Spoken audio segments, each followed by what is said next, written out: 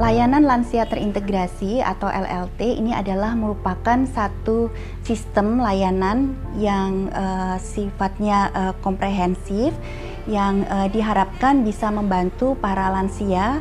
Untuk saya pribadi bermanfaat sekali ya, karena biasanya dulu kerja dari pagi sampai sore jadi ada kalau tidak ada kegiatan di rumah kan saya pikir kan juga tidak bagus juga ya, karena otak kita jadi berhenti.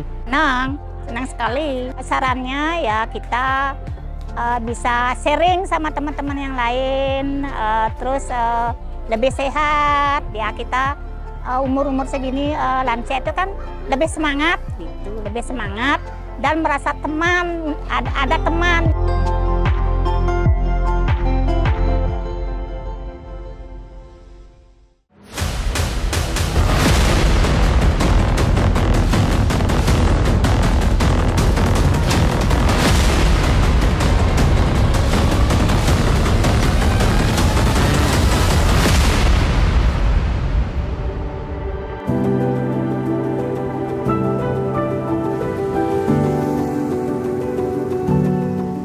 Di tengah gemuruh bonus demografi, diam-diam Indonesia juga sedang berjalan menuju satu fase baru, aging population atau fase penuaan penduduk. Aging population tak hanya sekedar statistik. Ini adalah tantangan nyata yang bakal hadir di depan mata. Aging population terjadi saat proporsi penduduk lanjut usia meningkat secara signifikan. Undang-Undang Nomor 13 Tahun 1998 mendefinisikan penduduk lanjut usia lansia adalah mereka yang berusia di atas 60 tahun. Merujuk data Survei Sosial Ekonomi Nasional Badan Pusat Statistik tahun 2024, persentase penduduk lansia di tanah air mencapai 12%. Angka ini diprediksi bakal terus meningkat hingga mencapai 20,31% pada 2045 mendatang. Adapun wilayah dengan proporsi lansia paling banyak ada di Provinsi Daerah Istimewa Yogyakarta, disusul Jawa Timur dan Jawa Tengah. Jika penuaan populasi tak diantisipasi, laporan Bappenas pada 2023 mencatat bakal terjadi potensi penurunan pertumbuhan ekonomi nasional hingga 0,7% per tahun. Di sisi lain, sistem jaminan sosial dan kesehatan bakal menghadapi tekanan besar, pun bakal berdampak pada aspek psikologis lansia, seperti kesepian, depresi, dan keterbatasan mobilitas yang bakal mengintai kaum senior. Sosiolog dari Universitas Indonesia, Ida Ruwaida, memandang pentingnya mencegah rasa kesepian pada lansia dengan turut melibatkan mereka dalam suatu komunitas yang membuat lansia tetap aktif, bahagia, dan merasa hadir di tengah masyarakat. Nah, itu saya kira pendekatannya perlu pendekatan yang berbasis komunitas. Karena kan sebetulnya sekarang di komunitas itu sudah ada pos lansia ya, semacam kayak posyandu gitu ya, termasuk di dalamnya adalah pos lansia. Nah, itu bukan dari aspek kesehatan saja harusnya. Jadi supaya tidak muncul program-program baru begitu ya. Nah, itu sebetulnya bisa dicoba diintegrasikan, dimanfaatkan begitu ya, termasuk tadi pemetaan apa sih sebetulnya di komunitas ini karakteristik lansianya seperti apa dan apa yang kemudian bisa dilakukan. Jadi harus dilakukan basisnya komunitas, karena cukup banyak juga lansia-lansia yang sebetulnya tinggal hanya berdua begitu ya, atau bahkan tinggal sendiri gitu ya, jauh dari keluarga. Sebetulnya itu kan kita berharap pada konteks infrastruktur sosial di komunitas itu yang bisa memberikan dalam tanda kutip bukan hanya sekedar perhatian tapi juga pendampingan. Kepala Pusat Studi Perencanaan Pembangunan Regional Universitas Gadjah Mada, Bambang Hari Wibisono menyebut ada 2 indikator yang bisa dilakukan untuk mendukung aktivitas lansia, yakni prasarana fisik dan non-fisik. Upaya-upaya saya kira sudah banyak dilakukan gitu ya, dengan setiap bus kota, katakan kemudian ada tempat duduk tertentu yang diberi tanda bahwasanya ini adalah tempat duduk khusus lansia, ibu hamil atau ibu yang membawa dorongan anak-anak, sehingga mereka-mereka yang sebetulnya memiliki keterbatasan gerak itu akan mendapatkan fasilitasnya. Ya. Secara fisik atau secara ketentuan, hal-hal seperti itu sudah ditempuh gitu ya, dengan buat tanda atau stiker atau apapun gitu ya. Nah, yang kedua, saya kira yang juga menjadi indikator penting adalah juga dari sisi non fisiknya, bagaimana pihak pengelola kota, katakan dalam hal ini misalnya pemerintah kota, itu juga memfasilitasi dengan satu kebijakan bagaimana memberikan suatu perhatian pada lansia. Ya, lansia harus juga dipandang sebagai warga kota yang mendapatkan tempat yang tepat juga gitu ya. Adalah tugas negara untuk mengkaji potensi apa saja yang bisa membuat lansia bisa berdaya dan produktif. Menyediakan program dan layanan yang bisa membangun kemandirian lansia yang juga bakal menciptakan pemberdayaan lansia lewat program di aspek kesehatan, sosial, dan ekonomi. Kementerian Perencanaan Pembangunan Nasional, Badan Perencanaan Pembangunan Nasional Bappenas meluncurkan layanan lansia terintegrasi LLT sejak tahun 2021. Proyek percontohan LLT dimulai di 5 kabupaten kota di daerah istimewa Yogyakarta dan Bali. Layanan lansia terintegrasi atau LLT ini adalah merupakan satu sistem layanan yang sifatnya komprehensif, yang diharapkan bisa membantu para lansia untuk mengakses layanan tersebut gitu ya, karena kebutuhan lansia ini kan cukup beragam gitu ya, dari kesehatan, kemudian kegiatan sosial, bahkan ada juga program-program pemberdayaan ini diperlukan oleh lansia. Diharapkan apabila lansia bisa mengakses layanan yang dibutuhkan, ini bisa mewujudkan atau mempermudah lansia untuk bisa menjadi lansia yang mandiri, sejahtera, dan juga bermartabat. Kemudian keuntungannya atau benefitnya tadi, selain lansia dapat mengakses layanan dari pemerintah, sebetulnya bukan hanya pemerintah saja, tapi juga dari institusi lain di luar pemerintah. Apabila ada layanan yang diberikan kepada lansia, ini juga bisa diakses. Kemudian dengan sistem yang dibangun, ini tentunya akan mempermudah lansia juga untuk mengakses, karena sistemnya satu pintu. Kemudian ada pendamping gitu ya, yang mempermudah lansia juga untuk bisa berkonsultasi untuk mendapatkan layanan yang dibutuhkan. Bekerja sama dengan Asian Development Bank pada awal implementasi program, ada beragam kegiatan yang diselenggarakan di layanan lansia terintegrasi LLT. Mulai dari edukasi kesehatan, aktivitas fisik, kegiatan sosial dan ekonomi, hingga layanan kesehatan di rumah. Salah satunya telah berjalan sejak 2022 di LLT Guwosari, Kecamatan Pajangan, Kabupaten Bantul, Daerah Istimewa Yogyakarta.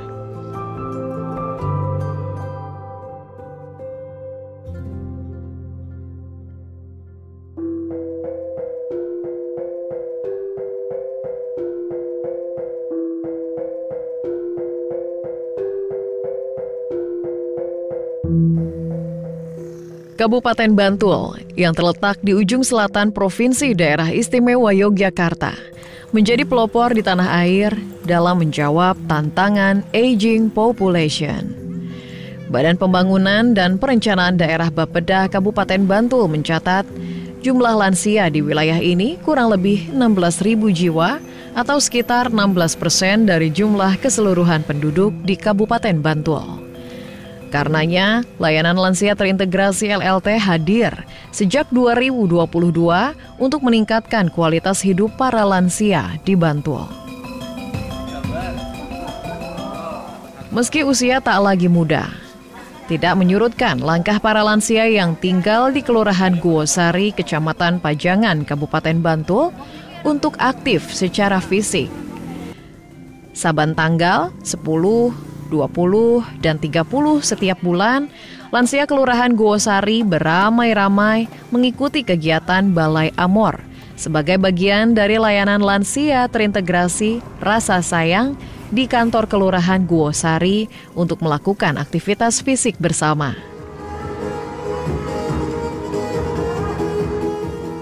Kegiatan diawali dengan senam lansia, yang gerakannya telah disesuaikan dengan kemampuan mereka.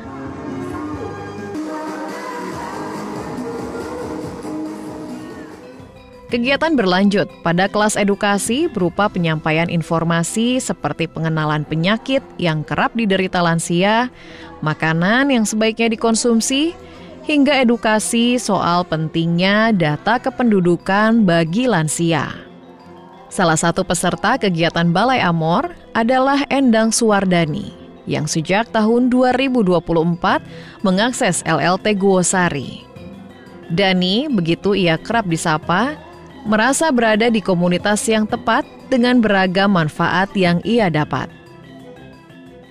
Untuk saya pribadi bermanfaat sekali ya, karena biasanya dulu kerja dari pagi sampai sore jadi ada, kalau tidak ada kegiatan di rumah kan saya pikir kan juga tidak bagus juga ya, karena otak kita jadi berhenti. Kemudian kalau untuk ibu-ibu yang lain saya melihat semangatnya, karena mungkin hal yang sama yang dilakukan ibu-ibu itu, biasanya kita itu malas olahraga.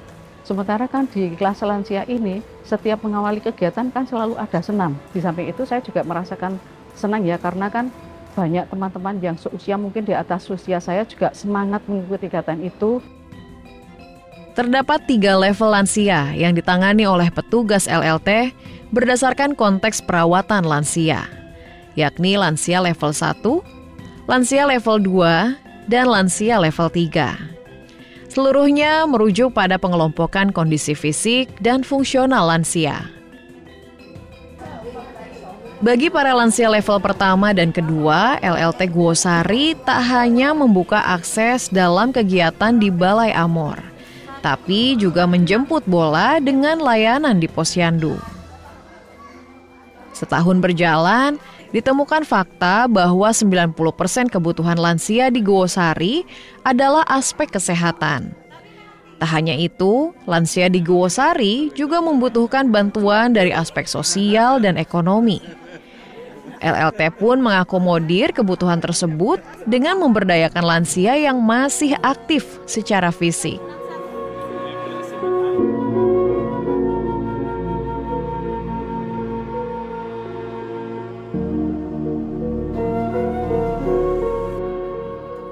Berbekal tubuh yang masih bugar, 9 orang lansia diberdayakan untuk membuat olahan produk berambang atau bawang dengan jenama tukadi. Setiap hari Selasa, 9 lansia di Guosari memproduksi olahan bawang, seperti bawang merah kupas, bawang putih kupas, hingga bawang goreng kemasan.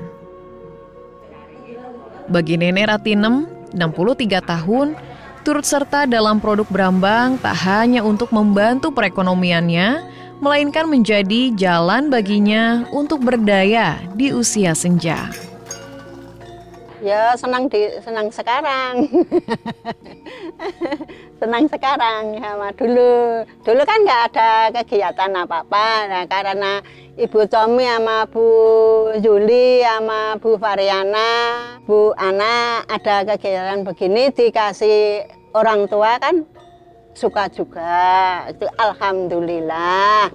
Ada orang tua ada yang ngangkat, bisanya orang tua bekerja gimana? Kan dicarikan yang ringan-ringan gitu, nggak berat-berat gitu lah. Kerjanya nggak berat-berat, ya cuman ngupas brambang, bikin bumbu, apa segalanya.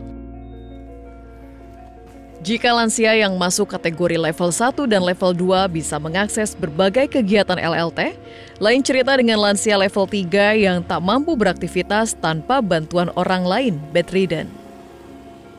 Per Juni 2025, ada 16 lansia bedridden di Kelurahan Guosari. Mereka mendapatkan layanan kesehatan di rumah oleh petugas LLT. Secara rutin, setiap pekan, petugas LLT mendatangi rumah lansia bedridden untuk memeriksa kondisi kesehatan dan memenuhi kebutuhan mereka. Saat berkunjung, petugas akan mengecek ketersediaan obat, merapihkan rumah, bahkan membantu lansia bedridden membersihkan diri. Hasil kunjungan lansia bedridden selanjutnya didiskusikan petugas LLT bersama dokter puskesmas dan perwakilan kelurahan dalam manajemen kasus yang disebut case conference yang digelar 2 pekan sekali setiap hari Kamis. Kami mengupayakan melalui LLT ini, visi kami adalah mewujudkan lansia Guosari yang sehat, aman, dan nyaman menikmati masa tua di tempat. Dengan semua keterbatasan lansia yang dihadapi saat ini, gitu, kami berupaya untuk memberikan ruang, memberikan layanan, memberikan dampingan, supaya mereka merasa disayang di akhir hayatnya. Operasionalisasi LLT Rasa Sayang Guosari tahun 2025 menggunakan anggaran dana desa sebesar 78 juta rupiah dan dana keistimewaan DIY sebesar 100 juta rupiah. Kepala Badan Perencanaan Pembangunan Daerah Bapeda Kabupaten Bantul, Ari Budi Nugroho, menekankan peran LLT merupakan bentuk hadirnya negara dalam melayani kebutuhan lansia. Bapeda juga turut menggandeng dinas dan pihak terkait agar para lansia bisa menikmati masa tua dengan nyaman. Misalnya dia membutuhkan bantuan untuk misalnya pangan tadi, kan bisa diakseskan nanti melalui program-program yang tadi ada JSLU, ada yang Buka Sehat, ada yang BPNT, kemudian kalau misalnya ini nanti membutuhkan layanan kesehatan, ternyata belum mempunyai jaminan.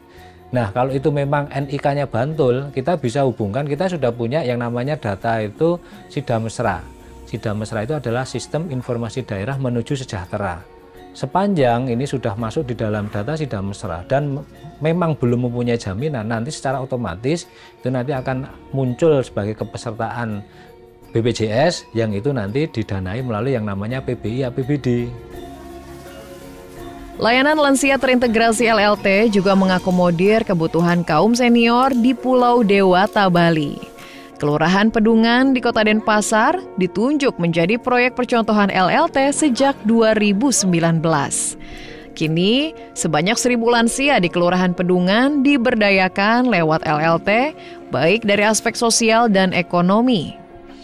Layanan inklusif bagi lansia yang lemah tak berdaya juga diberikan, agar seluruh lansia bisa menikmati masa senjanya.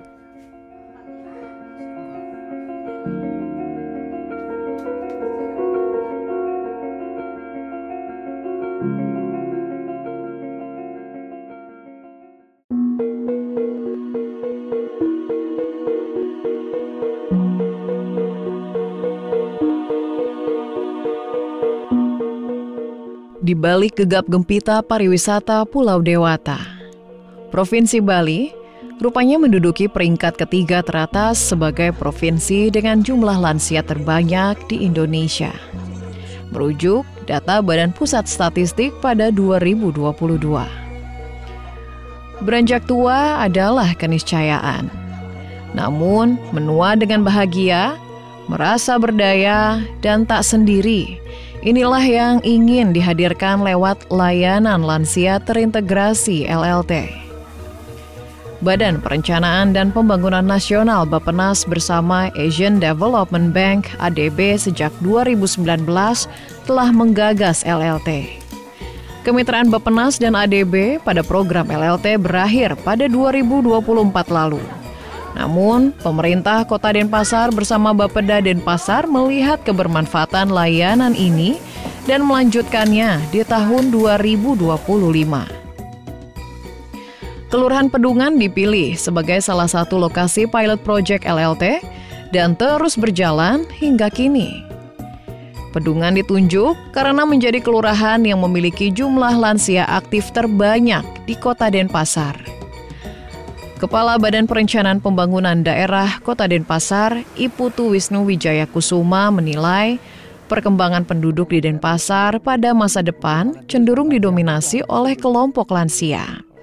Sehingga diperlukan strategi dan kebijakan yang berkelanjutan sekaligus terintegrasi terkait pelayanan kepada para lansia. Perkembangan penduduk ke depan gitu ya, memang kalau dilihat di Denpasar struktur penduduknya memang akan bergerak ke arah lansia gitu ya. Mau tidak mau ada pergeseran pelayanan yang harus kita lakukan, dan kita melihat ke depan gitu ya bahwa lansianya akan semakin banyak, dan kita mulai sekarang udah mulai memikirkan bahwa pelayanan kesehatan pun harus kita sesuaikan dengan kondisi penduduk kita. Nah, kita melihat kemanfaatan itu, dan ke depan kita lihat bahwa kebutuhan itu akan semakin besar gitu ya. Jadi kami memutuskan, sudah kita mulai saja apa yang sudah dimulai oleh teman-teman dari ADB dan Bappenas, kita tindak lanjuti dengan mengembangkan ini ke depan menjadi lebih masif lagi di Kota Denpasar. LLT Pedungan memiliki 5 orang petugas yang bertugas di lapangan secara langsung. Mereka terdiri dari 1 orang manajer operasional, sekaligus manajer kasus, 1 orang programmer, dan 1 orang asisten manajer kasus. LLT Pedungan membagi 3 level pelayanan. Level pertama, lansia aktif, mandiri, dan sehat. Lansia level selanjutnya adalah lansia yang mulai membutuhkan alat bantu atau mereka yang memiliki penyakit namun masih dapat beraktivitas. Dan level ketiga, lansia yang memerlukan bantuan orang lain untuk beraktivitas atau bedridden. Setiap 2 kali dalam 1 minggu, petugas LLT rutin berkunjung ke rumah lansia level 3. Petugas kerap membawakan makanan sehat, memberikan pendampingan sosial, dan layanan kesehatan dasar. Untuk program kunjungan ke lansia-lansia di setiap rumah itu memang program dari LLT. Karena kita harus menghandle lansia yang level 3 itu selama 1 bulan sekali harus kita cek ulang. Jadinya kita kunjungan itu setiap minggu sekali atau 2 kali, tergantung kondisi lansia. Kalau sekiranya kondisinya mungkin harus sesering kali dikunjungi, ya udah kita kunjungi sesering kali. Gitu, tergantung kondisi lansianya juga. Kalau sekiranya lansianya sudah mulai membaik, sekiranya sudah mulai ada perkembangan, kita mungkin akan kurangi karena kita juga akan mengunjungi lansia yang lainnya. Gitu, tapi harapan kita memang bagaimana caranya dari lansia level 3 itu bisa naik ke level 2. Untuk kunjungan ke lansia level 3 dari kita itu ada yang namanya CMA. CMA itu adalah Case Manager Assistant. Si CMA itu yang melakukan kunjungan ke setiap lansia yang kita kelola. Itu untuk layanan yang ada itu seperti cek tensi, cek gula darah, tapi tergantung kondisi lansia tersebut. Kalau misalnya lansianya membutuhkan hal-hal yang lain seperti kursi roda atau yang lainnya, itu kita bisa usahakanlah untuk memberi rujukan kepada pihak lain. Selain program manajemen kasus untuk lansia level 3, LLT Pedungan juga memiliki program layanan untuk lansia level 1 dan lansia level 2, yakni kegiatan lansia aktif. Kegiatan lansia aktif diselenggarakan setiap 1 kali dalam sepekan di 5 balai banjar yang ada di Kelurahan Pedungan, yaitu Banjar Ambengan, Banjar Kepisah, Banjar Kaja, Banjar Karangsuwung, dan Banjar Dukuh Pesirahan. Dalam kegiatan lansia aktif, petugas LLT memberikan layanan berupa cek kesehatan gratis dan juga senam lansia. Sementara tujuan dari kegiatan tersebut adalah untuk menyehatkan lansia dan membuat lansia lebih ceria serta bahagia. Senang sekali. Sarannya ya kita bisa sharing sama teman-teman yang lain, terus lebih sehat. Ya kita umur-umur segini lansia itu kan lebih semangat gitu, lebih semangat dan merasa teman, ada teman untuk sharing. Ya itu tujuan kita. Karena kalau di rumah itu kan menuntun kerjaan di rumah lah ya. seminggu sekali ya kita sharing sama teman-teman ya, sehingga kita merasa ya bahagia lah, ya senang, ya seperti itu. Kita ikutnya senam setiap seminggu sekali hari Sabtu, plus ada tambahan dalam sebulan itu tes kesehatan seperti yang diambil cek darah, tensi, dan juga ukur pinggang. Yang saya paling sukai hampir sama semuanya, di samping senam, tes kesehatan, jadi kita tahu gimana kondisi kita dalam sebulan itu. Yang jelas pada saat senam kita dapat kumpul-kumpul, karena kita juga jarang ketemu, semua pada sibuk dengan pekerjaan masing-masing gitu. Untuk feedback, kesan dan pesan untuk lansia ini sangat bagus sekali. Saya berharap ini akan terus bisa konsisten dilakukan. Di samping itu juga ini kan seminggu sekali, tapi saya juga kadang-kadang tiap hari itu harus jogging paginya. Jadi ini kegiatan ini sangat menunjang sekali kebugaran kita sendiri sebagai lansia, khususnya untuk biar gimana penyakit itu kan banyak, artinya dengan adanya lansia ini sangat bagus sekali buat tim yang ada di sini. Layanan lansia terintegrasi LLT bukan hanya soal menyambut hari tua, tapi tentang meraih masa depan bersama. Karena bangsa yang hebat bukan hanya ramah bagi kaum muda, tapi juga menghormati dan merawat mereka yang telah lebih dulu menjalani hidup di dunia. Sehingga lansia bisa menikmati masa tuanya, menua dengan bermartabat, menua dengan penuh semangat.